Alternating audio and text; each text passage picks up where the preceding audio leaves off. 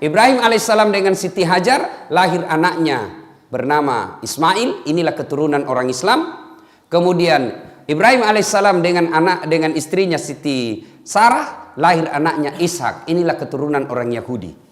Nah, kemudian beberapa saat setelah punya anak, Ibrahim alaihissalam tanggal 8 Zulhijjah. 8 Zulhijjah mimpi. Dalam mimpinya Allah tagih janjinya. Ibrahim, pernah kau dulu nasar toh? Kalau ada anakmu kau potong. Sekarang wujudkan janjimu, panasai. Wajah indremu. Ibrahim tak bangun. Ini wahyu atau mimpi? Kalau wahyu, kenapa anak disuruh potong? Kalau mimpi, kenapa jelas sekali? Berpikir Ibrahim alaihissalam. Maka tanggal 8 Zulhijjah buat kita sekarang disebut hari Tarwiyah atau hari berpikir-pikir. Nah, tanggal 9 Zulhijjah tidur lagi, mimpi lagi. Ibrahim, bayar utangmu. Ibrahim terbangun. Ibrahim punya kesimpulan. Oh, ini bukan mimpi ini. Ini wahyu. Ibrahim alaihissalam tanggal 9 Zulhijjah yakin bahwa ini perintah Allah. Maka tanggal 9 Zulhijjah sekarang ini bagi kita disebut hari Arafah atau hari keyakinan. Nah, tanggal 10 Zulhijjah dipanggillah anaknya Ismail alaihissalam. Waktu itu umurnya tidak dijelaskan dalam Quran berapa tahun, tapi Quran hanya menjelaskan Ismail alaihissalam waktu itu sudah pandai membantu bapaknya. Macan disuruh. Kira-kira kalau umur sekarang 12-13 tahun. Ismail alaihissalam dipanggil. Nah, ada ini yang mau saya kasih tahu, Ki. Apa itu, Pak? Saya diperintah Allah untuk menyembelih kamu. Bagaimana menurutmu? Kira-kira kalau anak milenial, Pak, dikasih tahu begitu sekarang. Anak tadi rumah Pak, apa kira-kira na jawab kami? Pasti na jawab, ngapa anak ke? Nenekku mo. Dia sudah tua, sedikit lagi mati. Ini cocok tawa, benar tawa ini namanya anak pintar tapi tidak soleh. Nah bilang, kenapa na saya itu nenekku sakratil maut nih? Itu mau potong, kan saya masih muda. Ismail alaihissalam mendengar ini, apa jawabannya? Pak, kalau ini perintah Allah, jangan ragu. Laksanakan. Insya Allah, Bapak akan mendapati saya menjadi anak yang sabar, anak yang soleh. Kira-kira begitu, Mardi? Ayatnya itu kulupa, Mar. Apa kira-kira ayatnya itu, Mar? Baca dulu deh, supaya anda dengar semua ustaz di sini. Ya. Satajiduni insyaallah minas shalihin. Nah, Masya Allah ya. Jadi Bapak akan mendapati saya menjadi anak yang sabar. Bukan anak yang pintar, anak yang sabar. Subhanallah. Nah, akhirnya Nabi bilang Ismail, tapi tunggu dulu Pak. Sebelum dieksekusi itu ada beberapa permintaanku. Satu, tolong sembelih saya pakai pisau yang sangat tajam. Nah, ini bagi bapak-bapak yang bertugas nanti menyembelih, etika menyembelih binatang pakai pisau yang sangat tajam. Jangan pisau abal-abal. Dan bapak-bapak yang suka makan ayam potong, hati-hati. Ternyata banyak tukang ayam potong sekarang tidak bismillah kalau nak potong. Ada malah nak potong, Pak, 50 ekor ayam nak potong satu kali di bismillah. Nah, bilang saja bismillahirrahmanirrahim kali 50. Bisa itu satu-satu, Bos. Ambil jalan praktis. Tak boleh. Hati-hati, Pak. Nah, Ismail alaihissalam lalu berkata lagi yang kedua, tolong nanti kalau Bapak potong saya, tutup matata. Pakai tutupi. Kenapa? Saya takut kalau Bapak tidak tutup, tidak tega Ki kalau kita lihat, Kak. Yang ketiga, Pak, tolong ikat tangan dan kakiku supaya saya tidak meronta-ronta. Sakit itu pasti saya meronta-ronta. Tolong ikat kaki dan tanganku. Dan yang keempat, jangan sampai ada bajuku kena darah. Nah, lihat mamaku kodong naik kak sedek. Dan yang kelima, besok lusa kalau saya sudah meninggal, jangan ada anak lewat depan rumahku seumuran saya supaya mamaku tidak lihat dan tidak naik kak kodong. Baiklah. Tanggal 10 Zulhijjah, lalu Ibrahim alaihissalam berkata kepada istrinya Siti Hajar, yang sayangku, kenapa kimaklah Pak? Itu para nabi itu romantis sama istrinya, Pak. Kita tonji itu kurang romantis. Ini anak-anak sekarang kalau waktu pacaran sopan sama ceweknya. Tawe deh, hati-hati. Ada batu di depan tadi. Hati-hati angkat kaki kita sedikit. Batina. Sekalinya sudah ada anak satu tak tumpu kaki istrinya. Di mana simpang matanu dong. Pangyang, sayangku sini dulu. Kenapa kideng? Tolong saya mandi baik-baik itu anak tak. Kasih pakai baju baru. Kemudian sisir rapi-rapi. Kasih parfum. Nah bilang Siti Hajar, mau bawa kemana? Nah bilang saya mau bawa rekreasi, jalan-jalan. Baiklah. Jalanlah itu. Tanggal 10 Zulhijjah, Ibrahim alaihissalam sudah yakin melaksanakan janjinya. Maka tanggal 10 Zulhijjah kita bagi umat Islam sekarang disebut hari An-Nakhar atau hari melaksanakan janji. Nah sudah jalan. Begitu jalan menuju ke penyembelihan, wah setan kepanasan. Panik ini setan. Ya Ibrahim ini mau betul nak potong anaknya. Gagal saya goda ini. Akhirnya Ibrahim dia datangi. Iblis datangi Ibrahim. Dia goda Ibrahim. Ibrahim mau kopi mana? Mau aku potong anakku. Terlewat-lewatmu itu.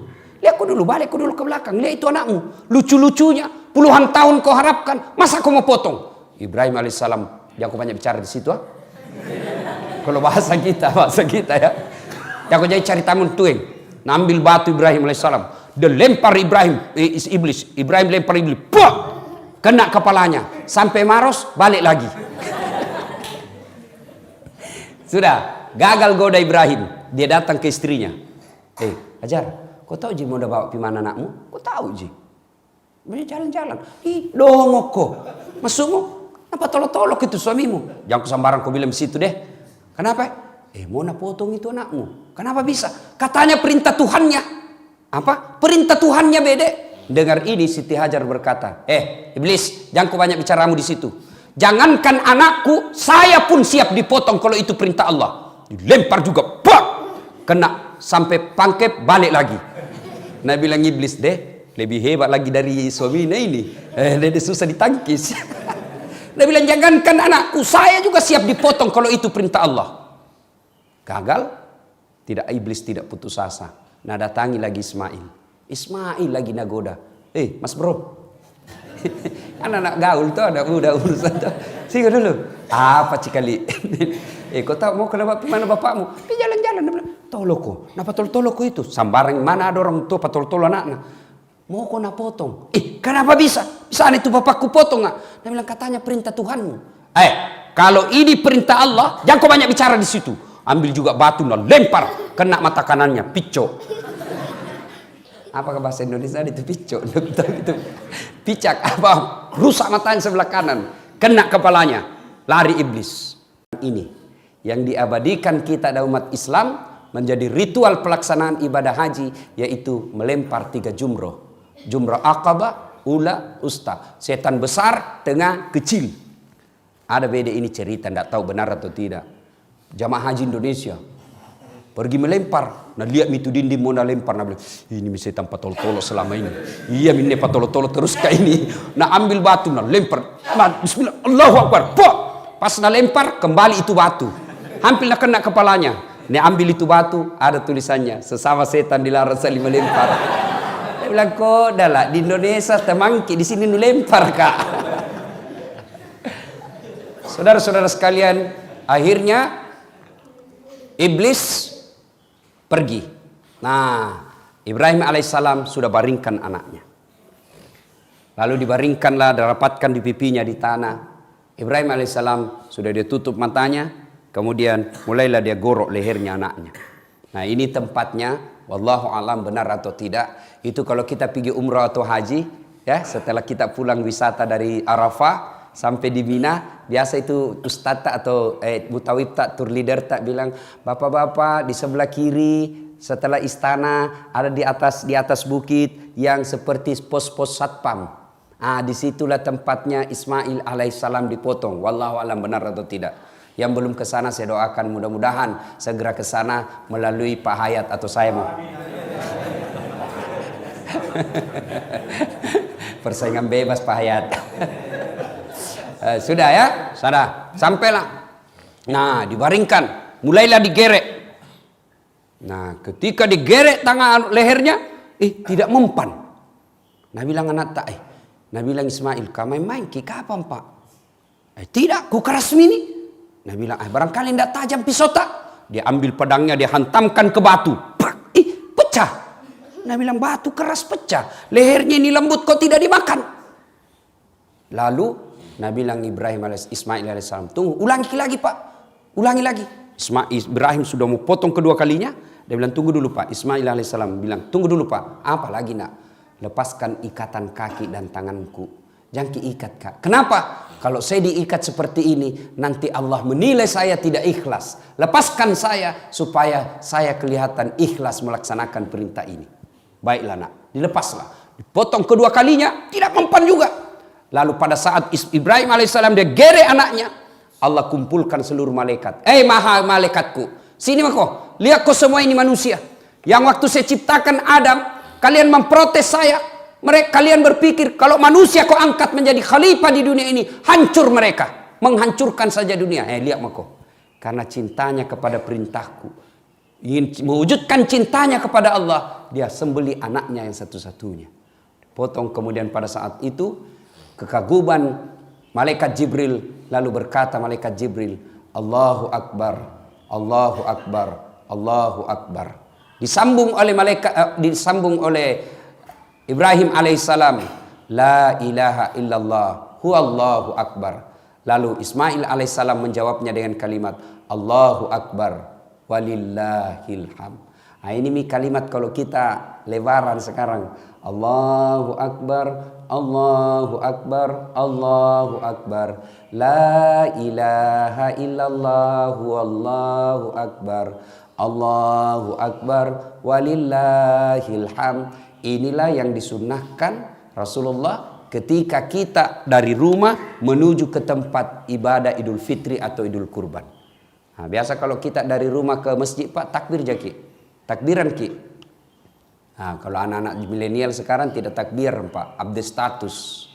Mulai nak pakai kudungnya, mulai nak pakai bajunya, update status update status. Siap-siap Idul Fitri. Di jalan foto selfie. OTW masjid. Sampai masjid foto lagi. 2 rakaat sholat tahiyatul masjid. Sujud, mana sujud? Nah foto ton dari atas. Alhamdulillah selesai Idul Fitri. Itu anak-anak milenial sekarang. Ibu bapak saudara-saudara sekalian, inilah sejarahnya Idul Kurban. Nah, apa kira-kira hikmah yang ingin kita ambil dari kisah ini? Ini yang penting. Sejarah ini insya Allah kita sudah tahu mengerti maki. Nah sekarang apa pelajaran yang kita ingin ambil? 1, percayalah ketika kita ingin melakukan kebaikan, iblis pasti kepanasan.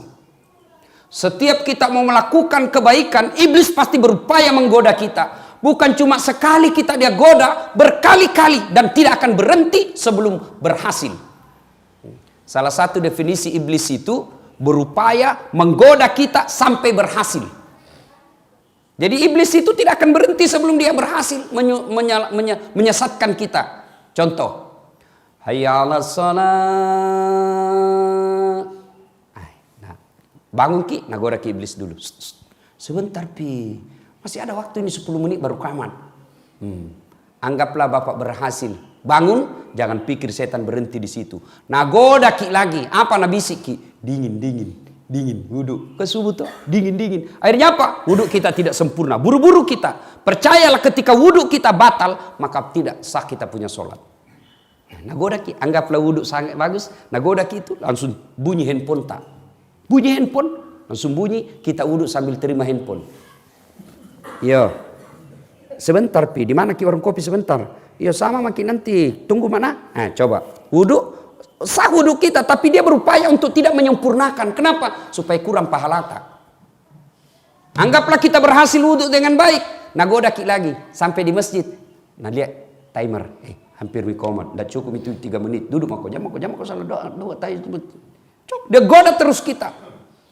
Anggaplah kita berhasil sholat dengan baik. Setan putus asa, tidak. Nagoda ki lagi. Jam aku pakai surah pendek. Fatihah mau saja. Anggaplah kita berhasil baca Fatihah dengan baik, dengan surah pendek dengan baik. Gerakannya lagi nak ganggu iki. Sudah gerakan dengan baik. Jangan pikir setan mundur sampai di situ. Nagoda ki lagi, nabisi ki. Tidak ada kalahku dalam masjid ini. Kau paling soleh, yang lain salah ngasih. Itu salah cara takbir itu, salah caranya itu letakkan jari, semua salah itu. Akhirnya dalam hati kita muncul ujub, mau dibilang, mau diborro. Dia bilang, iya tahu, saya paling soleh di sini. Masuk iblis. Auzubillah min dzalik. Nah, percayalah Bapak Ibu sekalian, termasuk sekarang Idul Kurban. Mau berkurban, iblis menggoda kita. Kambing, 2 juta itu mahal. Bisa aku lagi kasih anakmu untuk bimbingan belajar. Setan masuk di situ. Bagaimana berupaya segala cara agar kita gagal. Makanya ketika iblis sudah menggoda kita, Allah kasih senjata. Senjatanya apa? Kalimat istighfar. Astaghfirullahaladzim wa atubu ilaihi. Ketika Nabi Isra Mi'raj, Nabi makin jauh, makin dekat, ada cahaya kayak api, makin dekat. Maka Nabi melawannya dengan kalimat Astaghfirullahaladzim wa atubu ilaihi. La ilaha illa anta subhanaka inni kuntu minadz zalimin. Itu kita baca. Adik-adik di kampus lagi duduk-duduk, tiba-tiba lewat cewek cantik, tertiup angin roknya, kelihatan betisnya. Seumur-umur tidak pernah lihat betis cewek. Putihnya. Apa diucapkan, Dek? Apa? Alhamdulillah. Subhanallah. Maha suci Allah yang telah menciptakan keindahan itu. Ternyata masih dilihat juga. Sudah berkedip mata, palingkan pandangan, lalu ucapkan astagfirullah. Itu kedipan mata batasnya itu rezeki. Kalau tidak disengaja, kalau sudah berkedip, palingkan pandangan. Jangan tahan pandangannya. Astagfirullah. Bukan tobat itu cikali. Sudah. Inilah hikmah pertama, bahwa harus selalu diingat ketika kita mau melakukan kebaikan, iblis pasti berupaya menggagalkan. Maka melawan godaan iblis itu dengan kalimat istighfar. Astaghfirullahaladzim wa atubu ilaihi. Suatu ketika datang anak muda bertanya kepada Nabi, "Ya Rasulullah, saya berbuat dosa." Maka Nabi berkata, "Bertobatlah." Tapi kuulang lagi. Nabi berkata, "Tobat kau sedek." Tapi kuulang lagi. Tobat lagi. Buat iblis sampai putus asa untuk menggodamu. Nabi lagi ini anak muda, "Jadi dosaku jadi besar." Ketahuilah ampunan Allah jauh lebih besar daripada dosa-dosamu. Itu enaknya Tuhan tak. Berdosa datang bertobat. Bukan marah-marah itu Allah kalau kita datang bertobat. Malah Allah janji kita, innallaha yuhibbut tawwabina. Saya cinta kepada hambaku yang bertobat. Beda kita manusia. Bapak datang minta maaf sama saya. Barangkali saya maafkan kita, tapi masih ada syaratnya. Ustaz, maafkan Kak Dik. Kenapa? Dulu waktu pilwali itu kita suruh Kak bikin baleho 10. Iya, 7 jiku bikin Ustaz. 3 hilang. Saya maafkan kok bos. Tapi jangan ku lagi lewat depan rumahku. Masih ada buntutnya Pak. Kalau Allah kita bertobat, datang banyak dosa, Allah janji kita, saya cinta kok. Innallaha yuhibbut tawwabina. Ibu bapak saudara-saudara sekalian, hikmah yang kedua dari kisah ini, bahwa ternyata aset yang paling berharga itu anak yang soleh. Coba, saya tadi dalam sholat, waduh sempat menetes air mata saya. Luar biasa, saya ingat orang tua saya dengan kejadian tadi. Pak Imam, Ustadz Ikhwan, langsung ada si Ananda Umar. Baru belum dilupa Umar, baru ada gejala-gejala. Langsung Umar masuk lurus ke bacaan. Subhanallah. Pak, apa Bapak tidak bangga punya anak seperti itu? Jangan kita terlalu bangga kalau bahasa Inggris dia anak tak pintar. Pak, jangan kita. Tahu aja aku itu anak Ustaz, masih SD pintar bahasa Inggris. Awal aja kau bahasa Inggris. Itu makin di Inggris, anak-anak di sana bahasa Inggris semua. Betul Kak? Dari kecil sampai pikun orang di sana bahasa Inggris semua. Nggak jago itu Pak. Banyak yang begitu. Kursus bahasa Inggris mulai dari kelas 4 tahun bahasa Inggris 10 tahun masih bahasa Inggris. Jangan Kak, kalau berdoa juga nanti tidak jadi bilang, "Oh my God, please help me my father." Talekang. Tidak begitu juga orang berdoa. Kenapa? Jangan makal anak muda. Serius kayak ini bos. Alhamdulillah ibu bapak adik-adik sekalian ya. Saya langsung ingat orang tua saya. Masya Allah. Bapak saya itu kodon tidak pernah belajar agama. Ibu saya juga tidak pernah belajar agama. Sekolah pun tidak cukup. Hanya pandai membaca dan menulis. Apa yang membuat saya kadang-kala tersentuh. Apa kita tidak bangga Pak? Orang tua tak tanya ki agama lalu kita jelaskan. Nah tanya, nak, yang kasih podang na ihe. Dek garek nawat di tempat tepak kuku kumeluk ki makaroba. Lalu